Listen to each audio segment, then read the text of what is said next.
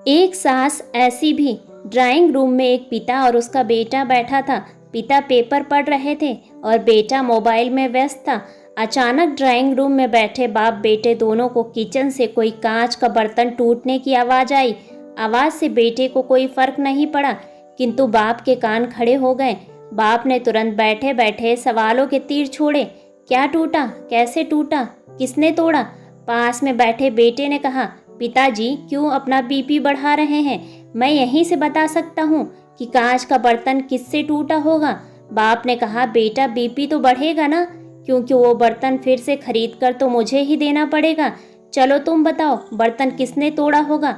बेटे ने कहा, माँ से टूटा होगा। पिता ने पूछा, क्यों? मेरी बीवी ही क्यों? तुम्हारी बीवी क्यों नहीं? बेटे ने कहा, मेरी बीवी समझदार है।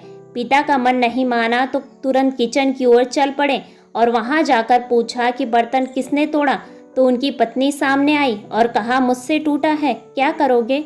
उन्होंने कहा, कुछ नहीं करूँगा, मैं नया खरीद कर दूंगा, मगर चीज़ें संभाल कर इस्तेमाल करना।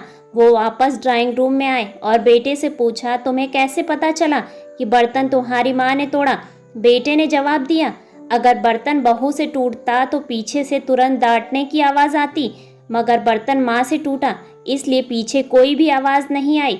ससुर के जाते ही बहू ने सास के पैर पकड़ लिए और कहने लगी, माँ जी आप बहुत अच्छी हैं, हर बार आप मेरी गलतियों को छुपा देती हैं। दोस्तों, कहानी का सार बहुत ही सिंपल है। अक्सर हम लोग किसी भी सिचुएशन के बारे में अपनी धारणाएं पहले ही बना लेते हैं और सोचते हैं कि वही सच है, मगर ज़्यादातर बार ऐसा नहीं होता है।